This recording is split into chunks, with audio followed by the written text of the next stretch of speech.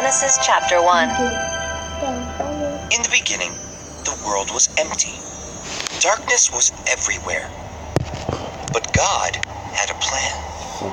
God separated the light from the darkness. "Let there be light," He said, and the light turned on.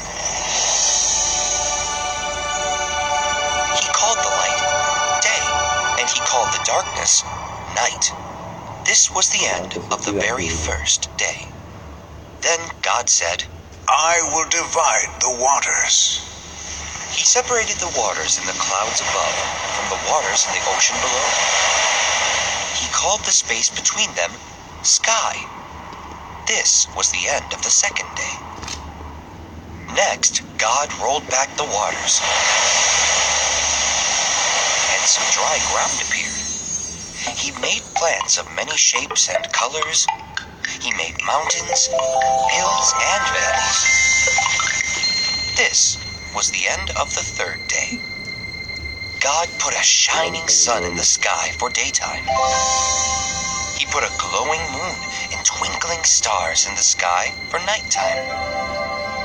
This was the end of the fourth day. On the fifth day, God made swishy fish and squiggly creatures to live in the ocean. Then God made birds to fly across the sky. On the sixth day, God made animals to creep, crawl, hop, and gallop.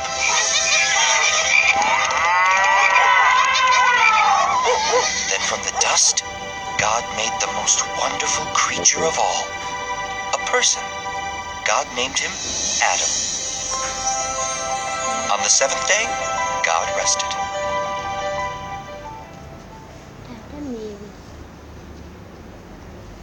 Adam and Eve, Genesis chapter 2. God had planted a beautiful garden for Adam in a place called Eden. A river flowed through the garden. Adam loved his new home. His job was to name all the animals and care for the garden. Adam loved all the animals, but he could not find a friend that was just right for him. So God created a woman. Adam named her Eve. She was just right for Adam. Adam and Eve loved each other. Together they took care of God's garden. The sneaky snake, Genesis chapter 3. Many trees grew in the Garden of Eden. God told Adam and Eve, "You may eat the fruit from any tree, except for one. Never eat the fruit from the tree of the knowledge of good and evil." Now, there was a sneaky snake in the garden. One day, the snake saw it near the special tree. It hissed. "Did God really tell you not to eat the fruit from this tree?" The snake wanted Eve to disobey God. It said, "You should try some of this tasty fruit. If you eat it, you will be like God. You will be able to tell the difference between good and evil." The fruit looked tasty. Eve remembered what God had said, but she ate the fruit anyway. Then Eve gave some to Adam. He took a bite too. As the sun was going down, Adam and Eve heard God walking through the garden. He was looking for them.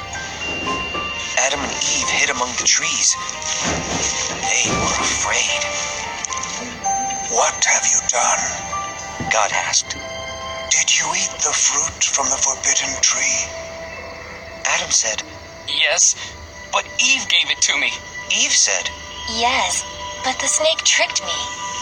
God told the snake, "Because of what you did, you will always crawl on your belly. Then he told Adam and Eve, Because you disobeyed me, you can no longer live in the garden." Adam and Eve left the garden. God placed angels and a flaming sword to guard the entrance. Adam and Eve would not be allowed in the garden again.